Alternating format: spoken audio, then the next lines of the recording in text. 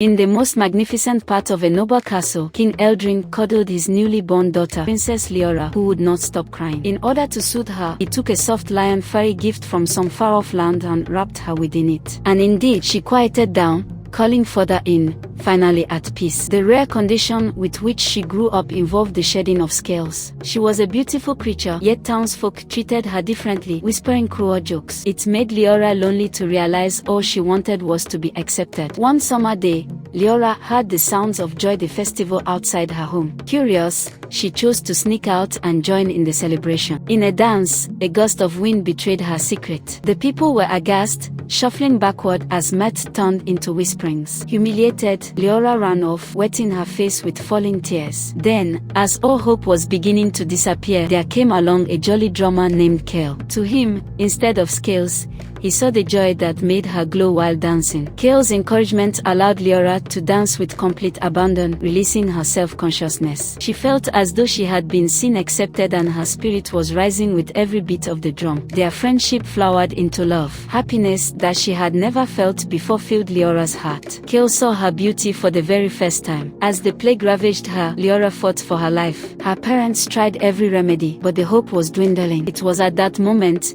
in their darkest hour, that salvation came in the form of a long-forgotten childhood tonic. Miraculously, Leora recovered, and with a new spirit inside her, she vowed to unite once again with Kale and embrace love that once seemed impossible. As Leora passed through the gates, she held her breath. Her mind was bombarded with memories of humiliation of times gone by, but today was different. Villagers paused and stared in wonder. Smitten by acceptance, it almost slipped Leora's mind that Kale was there. As her eyes met his, her heart ballooned with happiness. Still, doubt rose. Is she high above a person like Kale? By the time Kale knelt by her side, his face lit up. Leora recoiled. "I do not want to continue seeing you anymore," she said icily. "I am better than that." When Leora turned her back, she screamed out Kale's anguish. She took the thought of herself furthering her life, being courted by noble suitors, to heart. In the months that followed, Leora found herself being asked for marriage by every lord and prince who wanted to win her hand in marriage. She was determined to choose a husband in haste. Leora announced a tournament where the strongest men of the kingdom would fight with each other. On the day of the tournament, Leora waved to the crowd, but overhearing whispers spread. They drew back in disgust at the scales on her body. Defeated and completely crushed, Leora ran away, discarding her royal dress with her tears blurring her vision. Piteously, Leora watched as Kale straightened up. "Why would you give up our bond?" he asked softly. Tearfully, Leora said, "Please forgive me, Kale. I have made a mistake to think that outer beauty is more important than our love." With renewed hope, Leora and Kale clasped their love, prepared for a lifetime of building a future together. She stepped into her new life as a cherished princess, loved for her true beauty.